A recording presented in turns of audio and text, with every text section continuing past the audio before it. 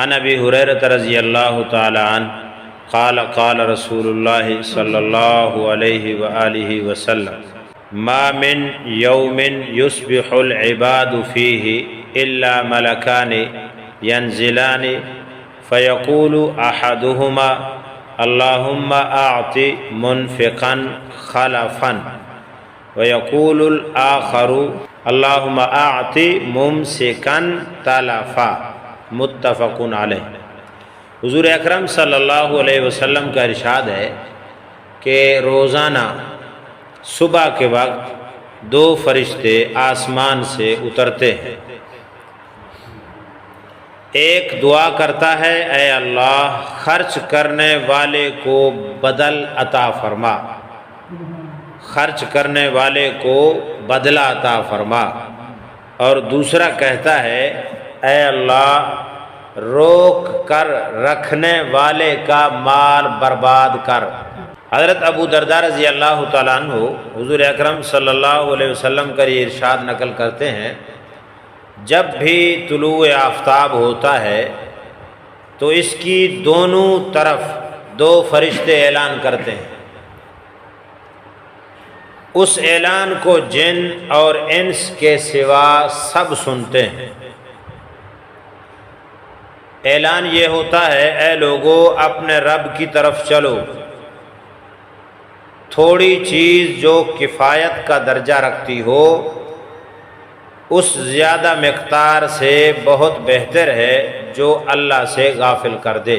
اور جب آفتاب غروب ہوتا ہے تو اس کے دونوں جانب دو فرشتے زور سے دعا کرتے ہیں اے اللہ خرچ کرنے والے کو بدل عطا فرما اور روک کر رکھنے والے کے مال کو برباد کر۔ ایک حدیث میں یہ آتا ہے کہ جب آفتاب طلوع ہوتا ہے تو اس کے دونوں جانب دو آواز دینے والے فرشتے آواز دیتے ہیں یا اللہ خرچ کرنے والے کا بدل جلدی عطا فرما، اور یا اللہ روک کر رکھنے والے کے مال کو جلدی ہلاک فرما۔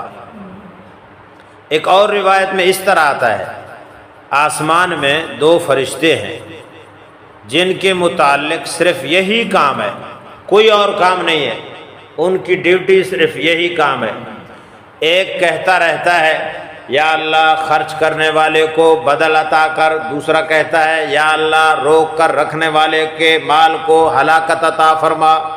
اس سے معلوم ہوتا ہے کہ صبح شام کی خصوصیت نہیں، ان کی ہر وقت یہی دعا ہے،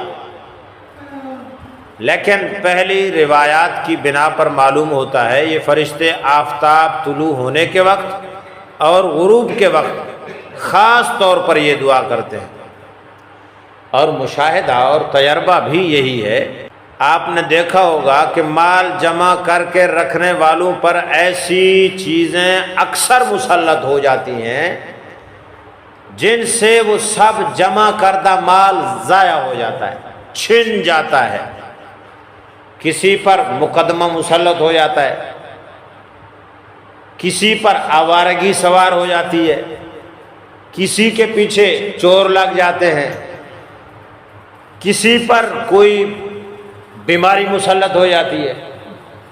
وہ جو جمع کر کے رکھ رہا تھا، چھپا کر بنا کر گن گن کر بینک میں اپنے تجوریوں میں بھر رہا تھا، اللہ کے راستے میں دینے سے اس کو موت آ رہی تھی، ڈر رہا تھا، خطرہ محسوس کر رہا تھا، چور آیا لے گیا، بیماری آئی چلا گیا، یا یہ ہے کہ مقدمے میں پھنس گیا ادھر لگ گیا، یا آوارگی اور عیاشی میں مال برباد کیا، وہ نکل جاتا ہے، کیونکہ فرشتہ یہ دعا کرتا ہے اے اللہ جو اپنا مال روک کر رکھے اس کے مال کو کیا کر، برباد کر، اس کا مال برباد ہوگا۔ حافظ ابن حجر رحمۃ اللہ علیہ نے لکھا ہے بربادی کبھی تو بے عینی ہی اس مال کی ہوتی ہے اور کبھی صاحب مال کی، کبھی تو مال برباد ہوتا ہے، کبھی صاحب مال آپ برباد ہوتا ہے، یعنی وہ خود ہی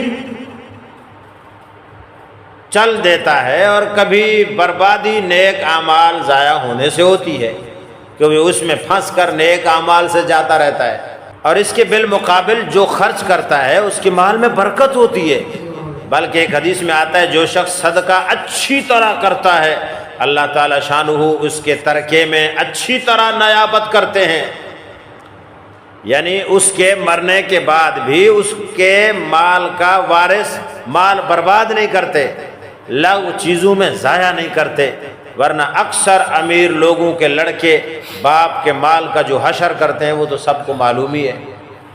امام نووی رحمۃ اللہ علیہ نے لکھا جو خرچ پسندیدہ ہے وہ وہی خرچ ہے جو نیک کاموں میں ہو، اہل و عیال کے نفقے میں یا مہمانوں پر یا دوسری عبادتوں میں۔ امام قرطبی کہتے ہیں یہ فرض عبادت اور نفل عبادت دونوں کو شامل ہے، یعنی نوافل سے رکنے والا بد دعا کا مستحق نہیں ہوتا، مگر یہ کہ اس کی طبیعت پر ایسا بخل مسلط ہو جائے جو واجبات میں بھی خوشی سے خرچ نہ کرے۔ عشر واجب ہے لیکن اتنا بخیل ہے، کنجوس بن گیا ہے کہ عشر دینے کے لیے تیار نہیں ہے۔ زکوٰۃ واجب ہے، اتنا بخل اس پر مسلط ہے کہ آپ زکوٰۃ دینے پر بھی تیار نہیں ہے۔ جو واجبات اور ضروری ہیں اللہ کی طرف سے وہاں بھی خرچ کرنے کے لیے بخل کی وجہ سے تیار نہیں ہے۔ اللہ تعالیٰ حفاظت فرمائے، اللہ ہم سب کو عمل کی توفیق عطا فرمائے۔ اللہم انت السلام و منک السلام، تبارک ربنا و تعالیت یا ذی الجلال والاکرام۔ اللہم صلی علی سیدنا و مولانا محمد وعلی آل سیدنا و مولانا محمد وبارک وسلم۔